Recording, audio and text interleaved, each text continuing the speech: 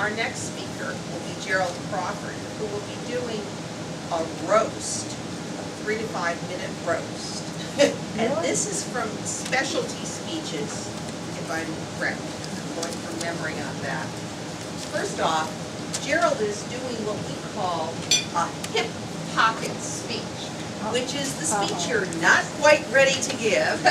But we had a speaker fall through tonight, and so he stepped up to the plate to give a roast. Gerald, welcome. Oh, Toastmasters, distinguished guests, I want you to know that once when I was a little boy, we had a great event to go to.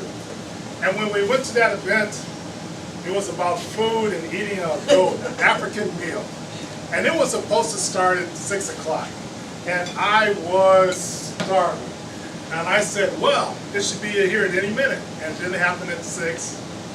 It didn't happen at 6:30. It didn't happen at 7:30. It didn't even happen at 8 o'clock. It didn't happen about 8:30, and we finally got some food. And I didn't know what was wrong. And then I found out those 3 magic letters, which I would see throughout the rest of my life, something to be proud of as an African American. And those famous words are CPT. CPT. Some people don't know what CPT is. We all know. But if you don't know, that's basically what's called colored people's time. That's what we used to be before, you know, African American, Afro American, Black Americans. You know, we've sort of gone through a lot of metamorphoses. But fortunately, sometimes you forget things, but here at Toastmasters, I have a friend who can help me remember my history. Yes, friends, we have Ernest Cosby. A great American, and we know that when it comes to time, he has his own time.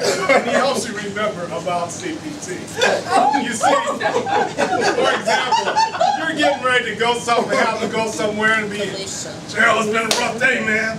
I've been doing this, and I've been doing that, and I've been doing this, but, you know, I'll get there.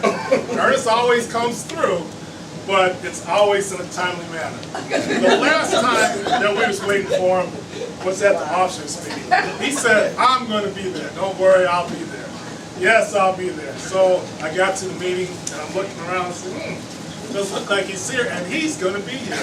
So I said, well, what the heck? Why don't I just call, because I know he must be on his way. There's a meeting tonight? I'm busy.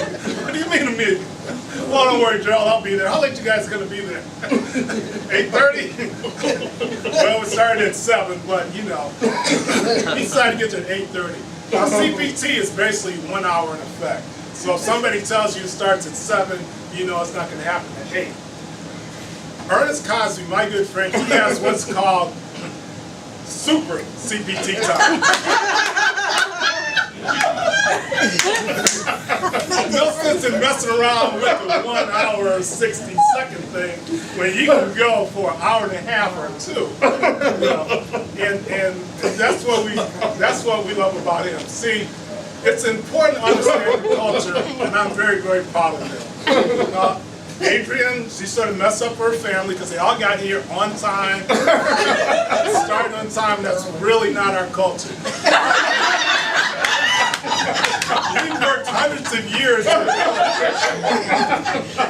it's because of Ernest that we can be proud of what we can do. He is the man. So when you think about CPT, I want you to think of Ernest because he can exceed the standard. And I say that out of love because he's a great guy and he comes to do wonderful things, good father and a good friend and a very good historian for our CPT.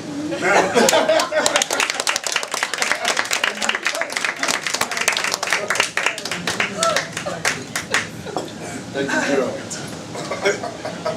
Thank you, Gerald. As someone who was raised German